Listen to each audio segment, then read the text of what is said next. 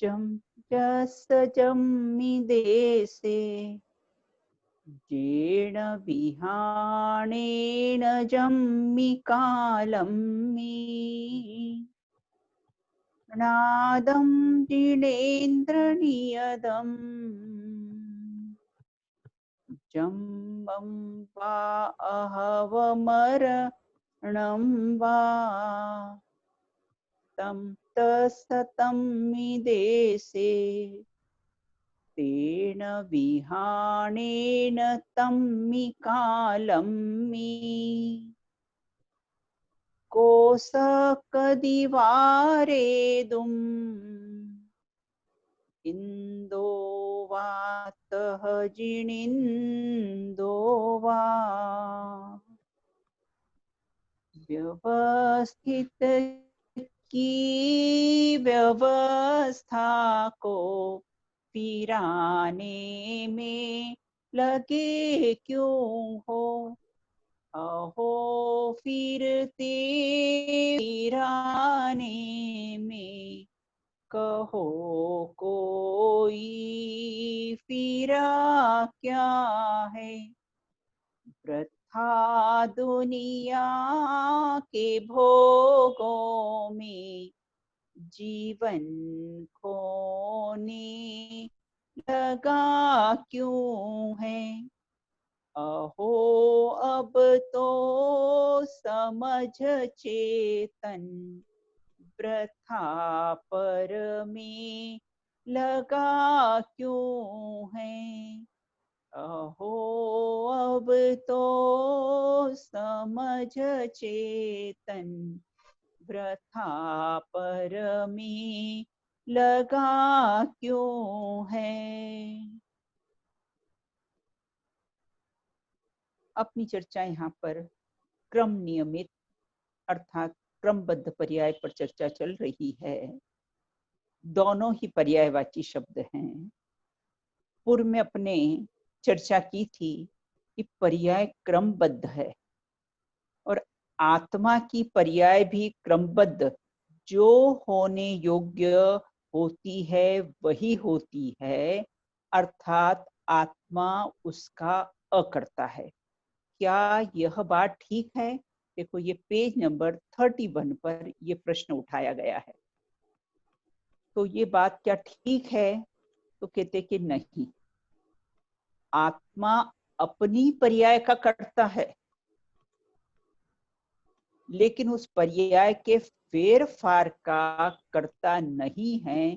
इस अपेक्षा से उससे क्या कहा है, अकर्ता भी कहा है और अपनी ज्ञान दर्शन इत्यादि पर्यायों का कर्ता है, इस अपेक्षा से उसको कर्ता भी कहा है। इस प्रकार से पूर्व में हमने चर्चा की थी। फिर द्रव्य किसे कहते हैं? बोले जो द्रव्य शब्द द्रवणशीलता अर्थात परिणमनशीलता का द्योतक है, जो स्वयं परिणमे, उसे द्रव्य कहते हैं। अब द्रव्य की पर्याय को उसके स्वकाल में हटाना संभव क्यों नहीं है? क्योंकि प्रत्येक पर्याय अपने क्रम काल में कैसी होती है, खचित होती है। प्रत्येक सीढ़ी अपने स्थान पर खचित होती है, निश्चित होती है, उसे आगे पीछे हटा नहीं सकते हैं। इसलिए प्रत्येक पर्याय भी अपने स्वकाल में खचित होती है, इसलिए उसको हटाना संभव नहीं है। क्योंकि संभव क्यों नहीं है? इसलिए संभव नहीं है कि वह अपने स्वकाल में खचित होती है, इसलिए संभव नहीं है।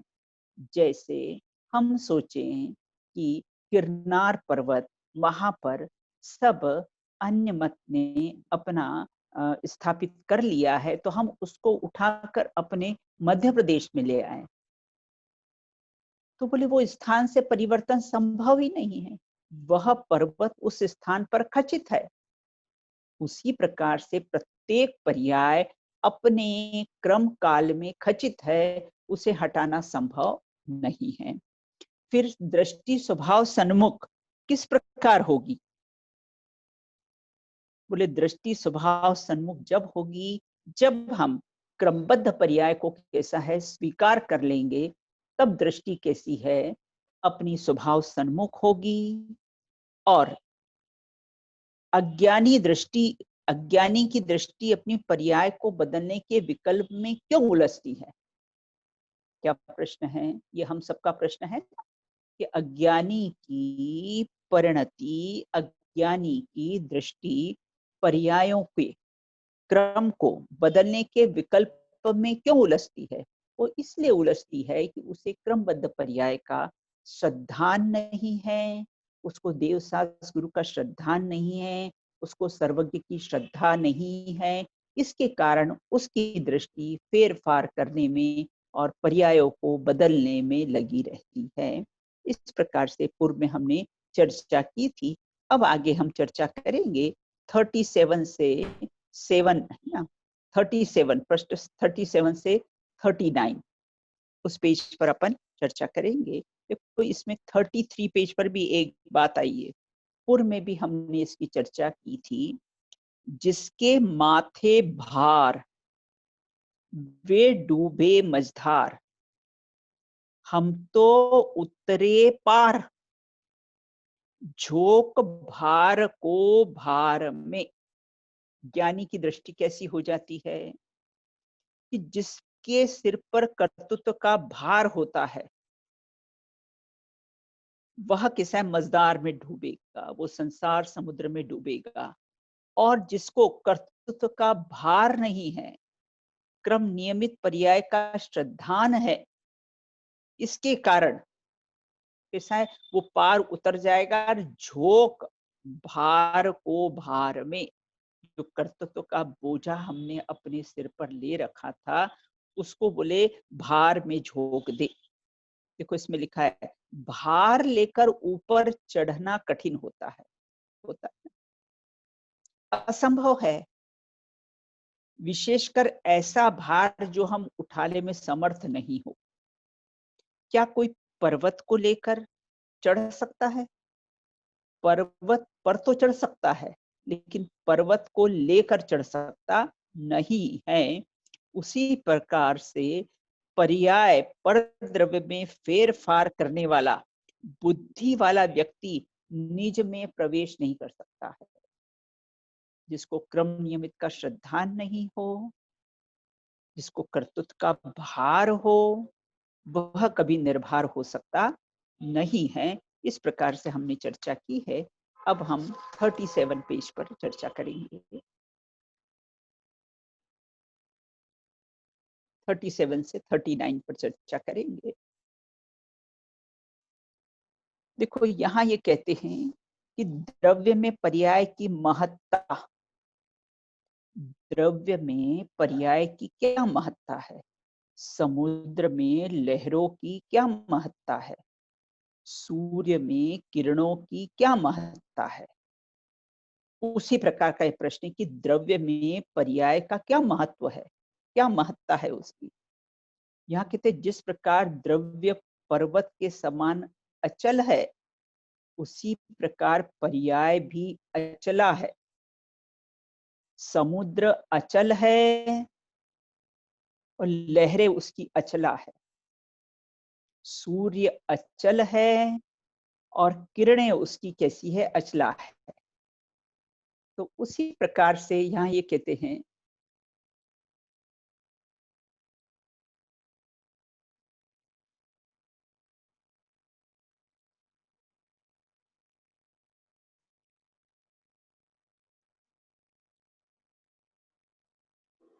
मम्मी पॉज हो गया।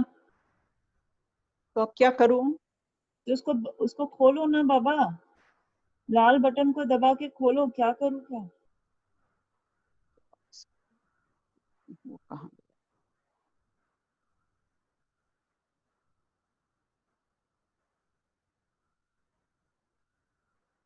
फिर से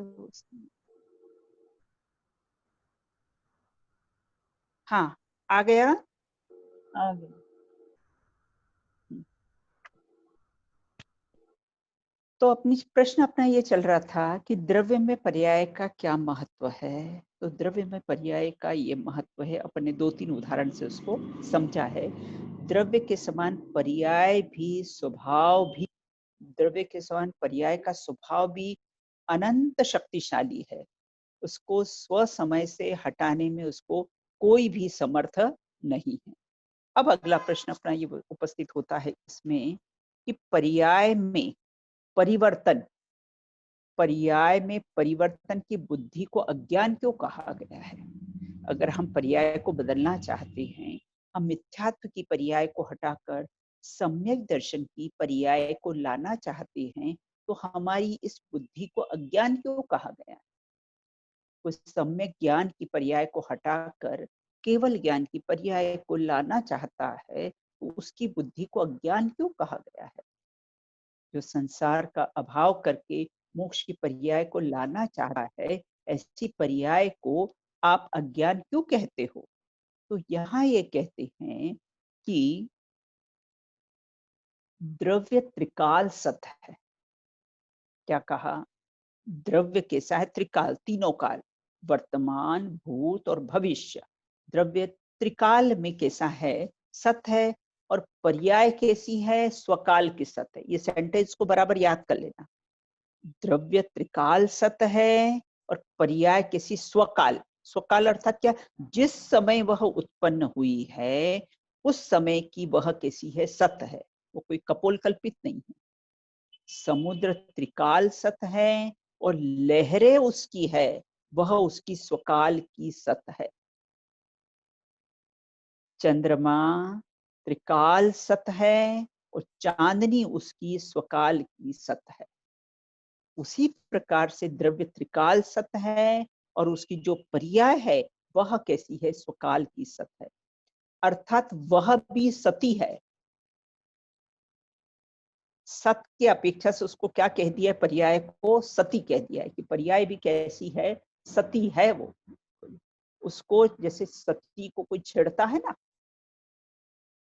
जैसे अपनी 16 सतियां थी और सती को किसने छेड़ा? रावण ने सती को छेड़ा, सीता सती को छेड़ा, तो उसका क्या हाल हुआ?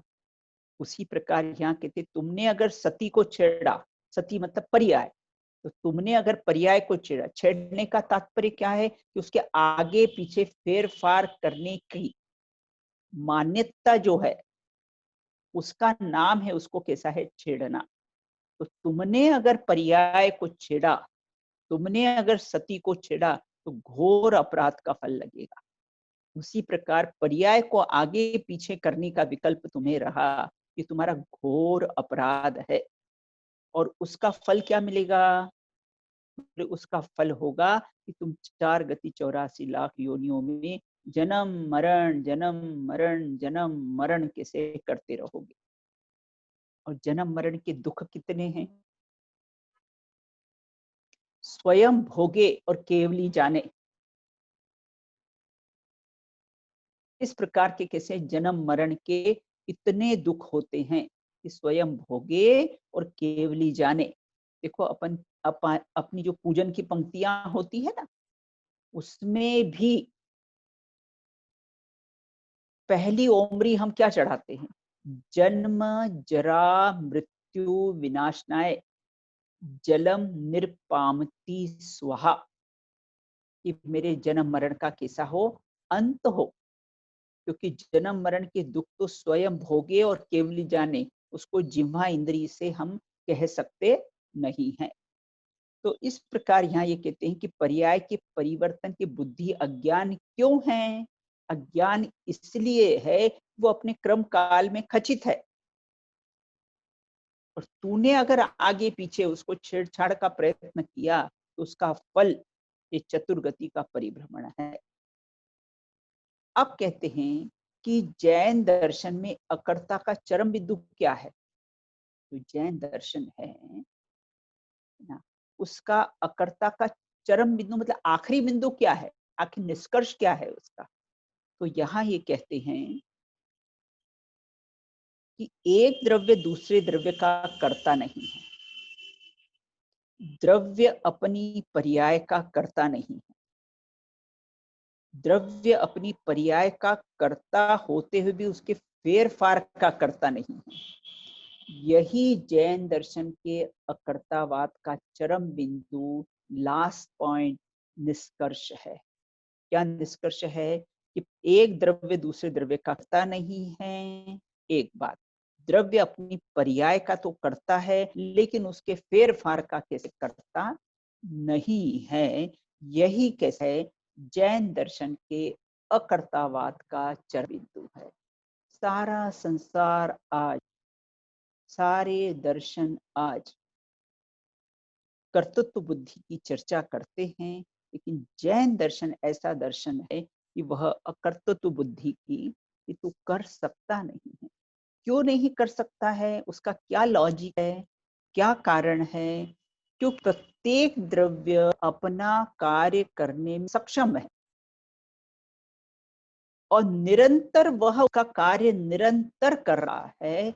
इसलिए हम किसी में कुछ करने का कोई विकल्प रखते हैं तो यह हमारी मान्यता की है, मिथ्या मान्यता है, कर्तृत्व का वो अभिमान है। अब यहाँ ये कहते हैं, अगला प्रश्न, क्रमबद्ध पर्याय की विकल्पात्मक श्रद्धा और सच्ची श्रद्धा क्या है? क्रमबद्ध पर्याय की विकल्पात्मक श्रद्धा और सच्ची श्रद्धा क्या है? देखो, जैसे मैं ज्ञान वाला हूँ, मैं दर्शन वाला हूँ, मैं सुख वाला हूँ, ये आत्मा का विकल्पात्मक श्रद्धा। और सच्ची श्रद्धा उसकी क्या है? कि मैं ज्ञान वाला भी नहीं है, दर्शन वाला भी नहीं, सुख वाला भी नहीं, मैं तो एक अभेद अखंड पिंड भगवान आत्मा हूँ। तो दो बात हो गई ना। क्रमबद्ध पर्याय की विकल्पक श्रद्धा क्या है और उसकी सच्ची श्रद्धा क्या है, जैसे अभी अपने बताया ना। उसी प्रकार से यहाँ एक देखो, कोई भी वस्तु अगर हमने बनाई, मानो हमने एक रसगुल्ला बना, तो उसका सामग्री इकट्ठी करना, बनाने की कोशिश करना, ये विकल्पात्मक श्रद्धा हुआ कि इसी प्रोसेस से ही बना, और फिर उसका बनाकर उसका रसास्वाद किया, उसका जो आनंद आया वह उसकी सही श्रद्धा हुई। तो एक विकल्पात्मक श्रद्धा हुई और एक यथार्थ श्रद्धान, एक सच्चा श्रद्धान हुआ। तो यहाँ ये कहते हैं कि क्रमबद्ध पर्याय की विकल्पात्मक श्रद्धा क्या है और उसकी सच्ची श्रद्धा क्या है। तो कहते हैं कि स्वभाव सन्मुख दृष्टि होकर, अपने आत्म स्वभाव सन्मुख दृष्टि होकर सम्यक दर्शन प्राप्त होना ही क्रमबद्ध पर्याय का सच्चा श्रद्धान है। दृष्टि किससे हुई? स्वभाव सन्मुख दृष्टि हुई, और जब हमें सम्यक दर्शन प्राप्त हो गया, सम्यक दर्शन प्राप्त होने के बाद कर्तृत्व बुद्धि का अभाव हो जाता है, भोक्तृत्व बुद्धि का अभाव हो जाता है। इसके कारण कैसा है कि वही उसका कैसा है, मतलब सम्यक दर्शन ही उसका रिजल्ट है और फल है। भोजन करते हैं, उस फल क्या है? तृप्त हो जाते हैं, ये उसका फल हुआ है। उसी प्रकार से यहाँ पर क्रमबद्ध पर्याय की सच्ची श्रद्धा मतलब सम्यक की प्राप्ति होनी, मोक्ष मार्ग की प्रथम सीढ़ी, धर्म का प्रारंभ, भेद ज्ञान का प्रारंभ, संसार के साथ अर्धपुद्गल प्रवर्तन, चुल्लू भर संसार होता है। एक बार सम्यक ज्ञान प्राप्त होने पर उसका संसार कैसा है? चुल्लू भर हो जाता। कैसे चुल्लू भर? जैसे मुकेश अंबानी की इतनी संपत्ति में 100 रुपए का क्या महत्व है? कोई महत्व नहीं। उसी प्रकार से अनंत संसार के आगे अगर अर्धपुद्गल परावर्तन काल शेष रह भी गया तो उसकी कोई कीमत नहीं होती है। यदि क्रमबद्ध पर्याय मानने पर स्वभाव सन्मुख दृष्टि नहीं हुई तो समझना चाहिए कि हमें शास्त्र ज्ञान से उत्पन्न धारणा ज्ञान मात्र विकल्प आत्मक ही श्रद्धान रहा, सच्चा श्रद्धान नहीं रहा उसका। मात्र हमने विकल्प में ही विचार कर लिया और उसको हमने प्रैक्टिकल प्रयोग में उसको नहीं घटाया, तो उसका सच्चा श्रद्धान नहीं है। मात्र हमने उसकी परिभाषा समझ ली, उसकी विषय वस्तु समझी, लेकिन सच्चा सिद्धांत तो कब कहा जाएगा उसका, कि जब कोई हमारे पास अनुकूल और प्रतिकूल प्रसंग बनते हैं, उस समय हम ये श्रद्धान करें कि यह पर्याय ऐसी होनी थी। तो यह उसके क्रमबद्ध पर्याय का कैसा है, सच्चा श्रद्धान हुआ। क्रमबद्ध पर्याय की सच्ची श्रद्धान का फल क्या है? तो फल ये है कि सम्यक दर्शन। उसका रिजल्ट, उसका फल का सम्यक दर्शन। देखो, लौकिक में भी एक बालक पढ़ाई करता है तो उसका फल चाहता है, उसको रिजल्ट का इंतजार हुआ है कि रिजल्ट कब आएगा। उसी प्रकार ये पारलौकिक मार्ग है, ये धर्म का मार्ग है, इसमें भी अगर हमें क्रमबद्ध पर्याय श्रद्धान हुआ तो उसका रिजल्ट क्या है? सम्यक दर्शन की प्राप्ति। यथार्थ श्रद्धान होने पर सम्यक दर्शन की प्राप्ति हो जाती है। इस प्रकार से आज हमने इसकी चर्चा की है। अब आगे हम क्रमबद्ध पर्याय में जो एकांतवाद है, नियतवाद है और पुरुषार्थ है ना, उसकी हम कैसी है चर्चा करेंगे। अब यहाँ ये कहते हैं कि क्रमबद्ध पर्याय, अब पेज नंबर 39 से 40 पेज तक इसकी अपन चर्चा संक्षिप्त रूप में इसकी चर्चा करेंगे प्रश्नोत्तर के रूप में। अब यहाँ ये कहते क्रमबद्ध पर्याय, एकांत, नियतवाद और पुरुषार्थ, तीन बातें आई है। सम्यक क्रमबद्ध पर्याय, एकांत नियतवाद और पुरुषार्थ। क्योंकि जनरली ऐसा प्रश्न उठता है कि अगर हम क्रमबद्ध पर्याय को अगर समझ लेंगे तो हमको एकांतवादी हो जाए, आत्मा को हम सर्वथा आत्मा मान लेंगे। तो बोले ऐसा नहीं है, उसकी ऐसी मिथ्या मान्यता का निराकरण करने के लिए यहाँ पर चर्चा आई है। तो अब उसकी हम चर्चा प्रारंभ करेंगे।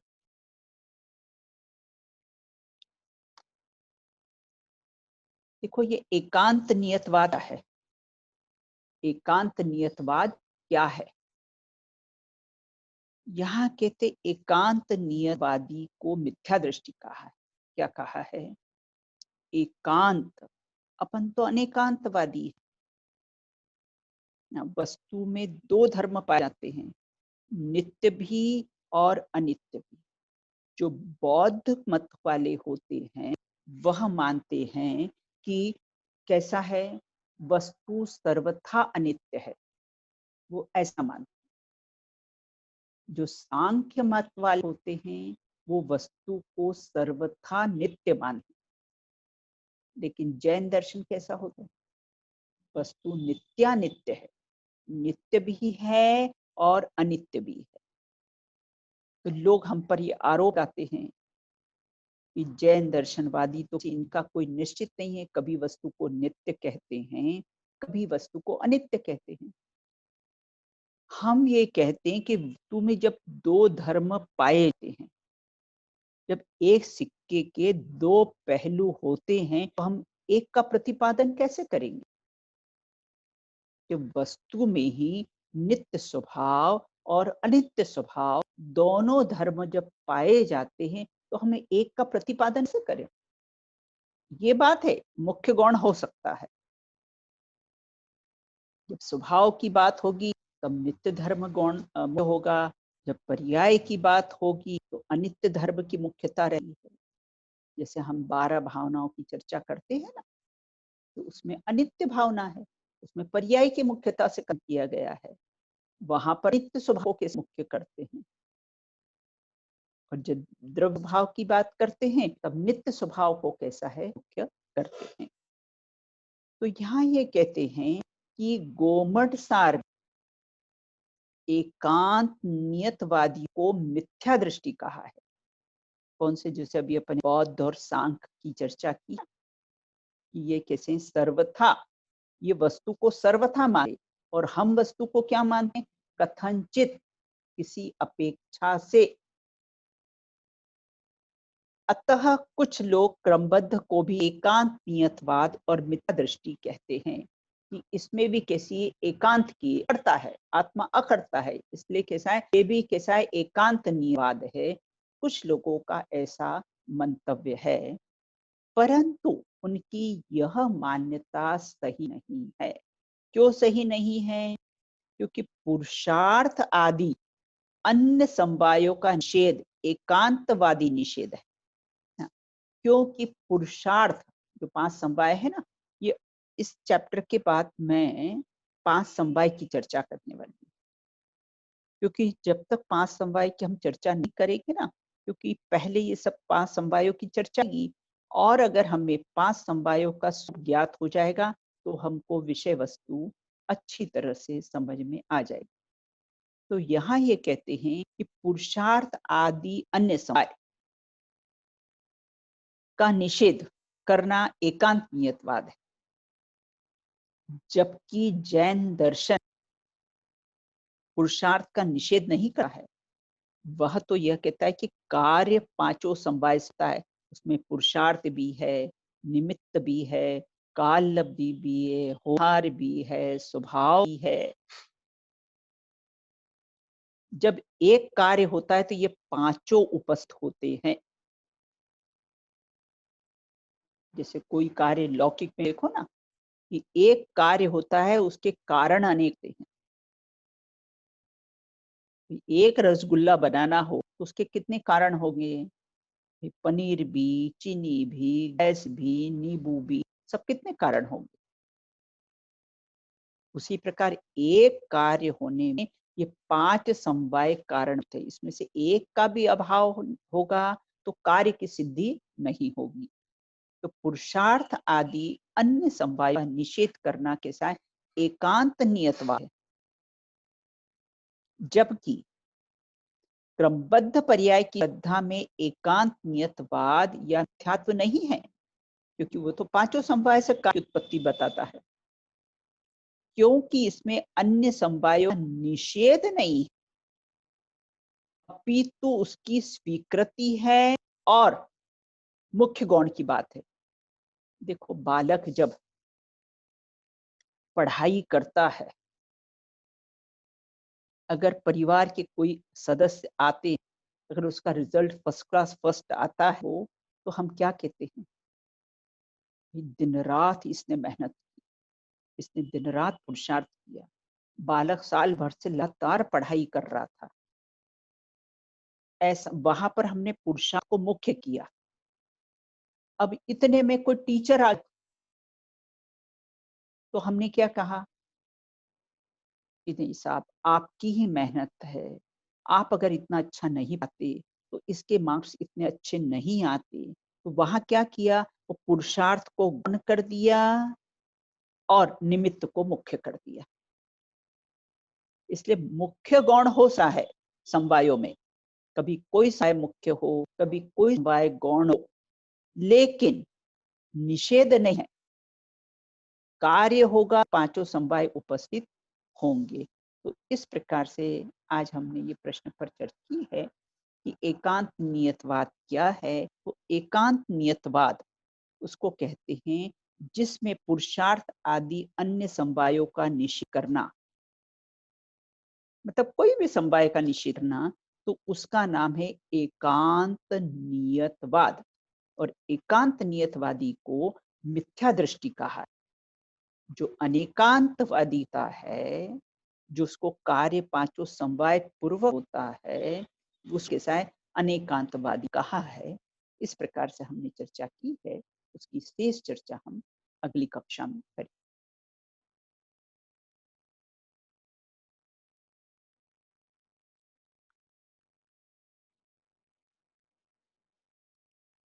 जो जो देखी भीतरागने, सो सो हो सी बियारे। अनहोनी नहीं होत रे काहे, होत तू क्यों अधीरा रे। समयो एक बढ़े नहीं घटसी, जो सुख दुख की पिया रे। तू क्यों सोच करे मन कूड़ो, होय वज्र जो हीरा रे। तू क्यों सोच करे मन कूड़ो, होय वज्र जो हीरा रे। जय बोलो पंच परमेष्टि भगवंतों की जय।